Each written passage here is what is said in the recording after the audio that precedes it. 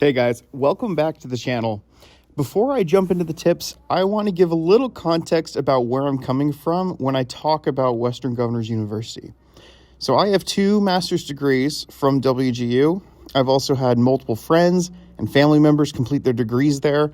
So I have seen the program from a lot of different angles.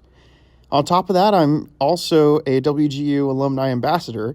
And over the years, I've personally helped mentor dozens of students who are trying to figure out how to navigate the program, plan their courses, and move through their degrees efficiently. So I want to be very clear about something up front. I am very pro WGU. I genuinely love the school, and I really respect the competency-based approach that they use. I think it opens the door for a lot of working adults who otherwise wouldn't have the flexibility to pursue a degree. The ability to move at your own pace is a huge advantage for the right kind of student. And so that being said, after watching a lot of students go through the program and after going through it myself, I have noticed there are certain strategies that make a massive difference in how smoothly people can move through their degree. And interestingly, these aren't the things you usually hear people talk about when they discuss WGU. I have not seen any videos online really about some of these tips that I want to share. Most of the advice online tends to stay pretty surface level. And so in this video, I want to share 5 tips that come directly from my own experience and from mentoring other students through their programs.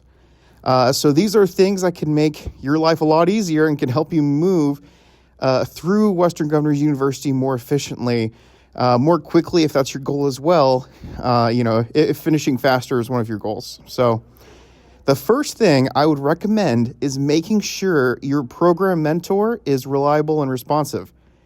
At Western Governors University, I've talked about this a lot, your mentor is the person who has the ability to unlock additional courses once you complete the ones currently in your term. If you finish a class and want to immediately move into the next one, you are going to need a mentor who responds quickly to emails or messages. So ideally, you want someone who gets back to you, I would say within a day. That way you're not sitting around waiting to start the next course while time is in your terms passing. Most mentors are very great, very responsive. I personally have had great mentors, but I have heard stories from friends who have had mentors that took several days to respond, upwards of a week even. And so if that happens, you actually can contact Western Governors University. You can request a different mentor. And the reason why this matters is because a responsive mentor allows you to keep your momentum going, especially if you're trying to pull courses from the future semesters into your current term. That way you're going to be able to finish a lot quicker and more efficiently. So if you have a mentor that takes too long to get back to you, just call up WGU, request a new mentor, make sure you have one that gets back to you ASAP.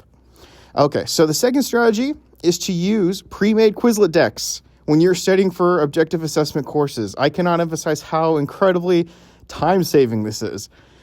This was so helpful for my courses. So these are the courses that end up with a proctored exam. So mainly students have already created study decks for these classes, and using them can help you review key concepts way, way faster than starting from scratch. I remember first time I went through my program, when I went through my first program, I was trying to make the cards as I went, and, it's great, but it just took up way too much time. And, instead of rereading the entire textbook repeatedly as well, you can use those decks from Quizlet to reinforce the terminology, definitions, like a lot of the major concepts that you're going to see on those exams. So it's not necessarily a replacement for understanding the material, but it is such a great, effective way to review and to save a lot of time so you don't have to make the cards yourself. So the third strategy has to do with the performance assessments, the PAs.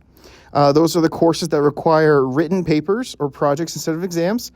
Now, here's what I'm saying. So the biggest mistake people make with these assignments is by overthinking them. So when it comes to WGU, the rubric is everything. And so the graders, they are not evaluating like how long your paper is going to be. Even kind of how fancy the writing sounds. what they really care about when they're grading your paper is whether you clearly addressed every single requirement in the rubric. If you structure your paper so it directly answers each rubric point, you will usually move through those assignments way faster. And one thing that can also help is running your paper through something like ChatGPT or another AI tool before submitting it. And you can make sure that you have everything aligned from the rubric. It can kind of do like a pre-grading, because here's the thing, guys, grading can take a few days, and revisions can add even more time. And it can be useful to have something proofread the paper and help check whether you covered every single item on the rubric. Now, of course, you should take AI feedback with a grain of salt because it can be biased sometimes. I've found it myself. It's pretty biased sometimes. It can also be incorrect. But it is still such a great screening method. It's a helpful way to catch things you might have missed. Because let's say it takes you 3 days to get an assignment, to get a paper graded. They send it back. You quickly you quickly fix the issues and make it align with the rubric, and then you resubmit it. And then it takes them another 3 days. It's like suddenly that's 6 days of waiting around for that paper to be graded. And so using AI, guys, use it to your advantage. I mean, obviously don't use it to cheat, but you can use it to proofread. You can use it to grade you and to make sure you have everything aligned correctly before you submit your work. Okay, the fourth strategy is to plan your courses so you alternate between objective assessments and performance assessments. So objective assessments, they can require a lot of studying and mental energy, especially if the course involves complex materials. Personally, I found the financing and accounting to be the most complex in my programs. If you stack multiple exam-heavy classes back to back, it is very easy to burn out.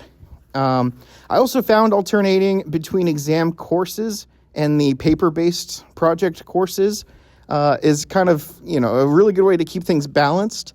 It's not always going to line up perfectly, but basically after spending a lot of time studying for an exam, it actually feels really refreshing to switch it up to writing making a project or completing a paper for the next course. So try to do it as much as you can. Sometimes, it's not always going to be perfect, depends on the program. All right, and now the last strategy, the fifth strategy, involves the pre-assessment that comes before every objective assessment. So if you take the pre-assessment and you pass it with a score, if you pass it, you have a strong score, I want you to schedule the real objective assessment as soon as possible, ideally sometime in that same week. So once the exam is scheduled, you can use that time leading up to it just to test and review your weakest areas. Because the pre-assessment provides statistics that show which topics you struggle with, you can focus on those, and that information is going to guide you when you're studying. One method that works really well is going through every single pre-assessment question and making sure you can, literally, logically walk through every single part of that question and explain why the correct answer is correct. So if you can do that, if you can walk through the reasoning behind each question, that's usually a really good sign that you're going to be ready for that type of exam question on the objective assessment. So those are my 5 biggest tips when it comes to finishing Western Governors University. Some people call it speed running. But yeah, getting through your classes quickly. So if you guys have any questions or comments or anything like that, definitely leave it in the comments section. I'd be happy to go through, help answer as many questions as I can. But yeah, that's just about all I've got for you guys today. Hope you guys have a good one.